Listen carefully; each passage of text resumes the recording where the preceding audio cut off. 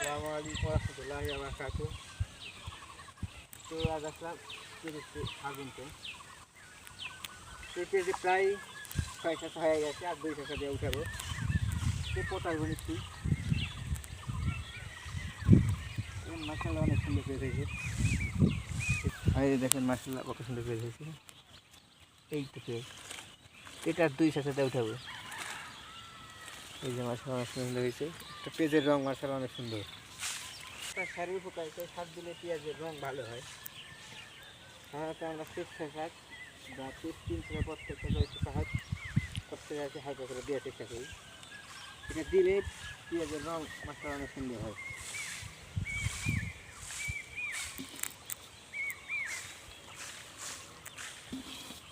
আর দেখেন পড়ে গেছে, ওখানকার পেঁয়াজ একদম নষ্ট পড়ে যাওয়া জায়গা।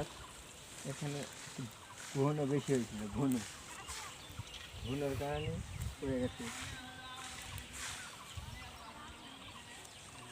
আল্লাহ সুবহানাহু ওয়া তাআলা যা করবেন সেটা আলহামদুলিল্লাহ। আর পেঁয়াজের রং দেখেন খুব সুন্দর হয়েছে, দেখেন আসলে দেখেন অনেক সুন্দর পেঁয়াজের রং হয়েছে, উঠে বিসমিল্লাহ। তো এগুলো পেঁয়াজ অনেক বড় হবে, তাহলে উঠানো হলো। এটা যে ডাগুর বলি আমরা গাছ, এই গাছে অনেক বড় পেঁয়াজ হবে, প্রায়ই বড়। এটাও সেম কোয়ালিটি।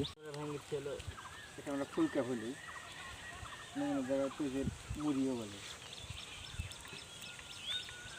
এটা অল্প হয়েছে, তেমন হয় না।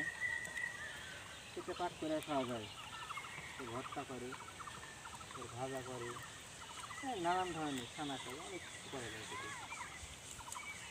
মাশাআল্লাহ এই ফুলকা যেটা যে পেঁয়াজে হয়,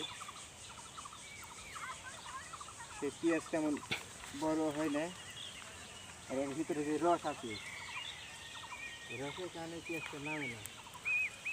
সেই কারণে অল্প শুকা থাকে, ওটা ভেঙে দেওয়া দরকার।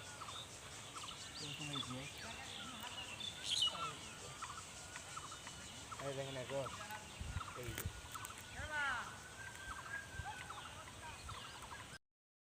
দেখুন ফুল পেয়ালা পেঁয়াজ আর ফুলটা খারাপ হয়ে যায়, পার্থক্য দেখুন। এই যেটা ফুল কালা পেঁয়াজ,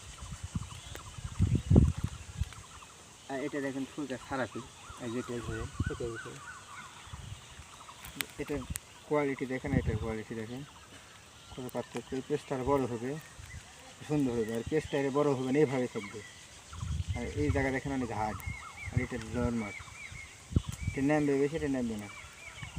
এখানে পেঁয়াজ বেশি দিন থাকেও না, এই পেঁয়াজটা তারা নষ্ট হবে, এটা দীর্ঘ টাইম থাকে।